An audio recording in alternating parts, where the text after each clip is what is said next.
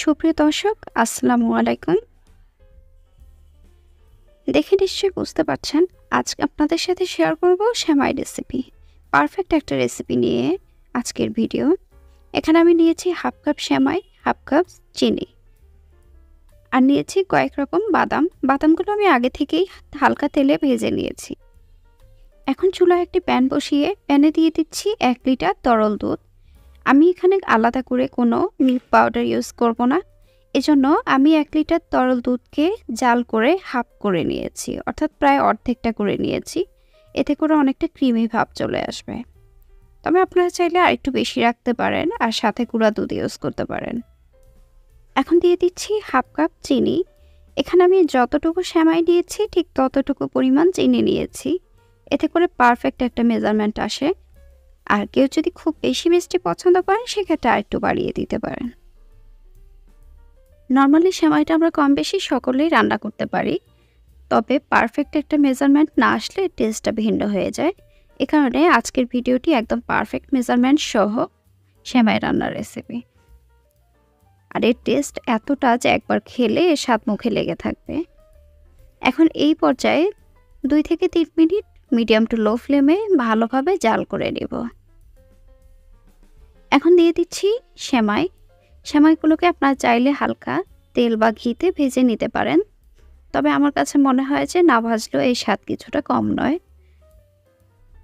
এখন সেমাই দেওয়ার পর একদম মিডিয়াম টু লো ফ্লেমে প্রায় 5 থেকে 6 মিনিট ভালোভাবে জাল করে নিতে হবে। চুলার আঁচ এই সময় কিন্তু বাড়িয়ে দেওয়া যাবে না, তাহলে কিন্তু সেমাইয়ের একদমই ঝোল থাকবে না, শুকিয়ে যাবে। তখন কিন্তু খেতে ভালো লাগবে না। প্রায় 5 থেকে 6 মিনিট পর ভিউয়ার্স দেখতেই পাচ্ছেন আস্তে আস্তে শিরাটা ঘন হয়ে আসছে। তবে খুব বেশি ঘন করা যাবে না, কিছুটা শিরা রেখে চুলা থেকে নামাতে হবে। এই পর্যায়ে স্বাদের ব্যালেন্স আনার জন্য আমি 1 চিমটি পরিমাণ লবণ দিয়ে দিব। খুব বেশি দেওয়া যাবে না, তাহলে কিন্তু নোনতা লাগবে। আর আপনারা যদি চান দিবেন না, সেক্ষেত্রে কোনো সমস্যা নেই। তবে সামান্য পরিমাণ লবণ দিলে এর টেস্টটা অনেক বেড়ে যায়, খেতে অনেক ভালো লাগে। সেমাইটা যখন কিছুটা এরকম ঘন হয়ে আসবে, এই পর্যায়ে চুলা অফ করে দিতে হবে, কারণ চুলা অফ করার পরও এটা আরেকটু ঘন হয়ে আসবে।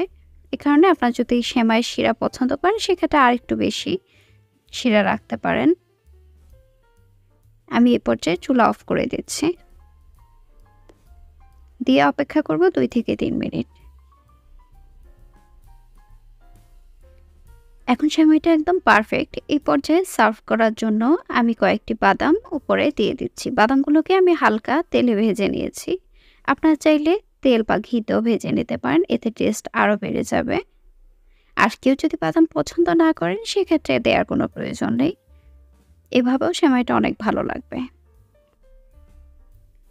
ভিউয়ার্স দেখে নিশ্চয়ই বুঝতে পারছেন আমার আজকের রেসিপিটা কতটা সুন্দর হয়েছে আর কতটা ক্রিমি হয়েছে। এর টেস্টও কিন্তু অতুলনীয়। আপনার বাসায় চাইলে একবার ট্রাই করে দেখতে পারেন। আর আমার ভিডিওটি যদি ভালো লাগে তাহলে আমার চ্যানেলটি সাবস্ক্রাইব করে পাশে থাকবেন।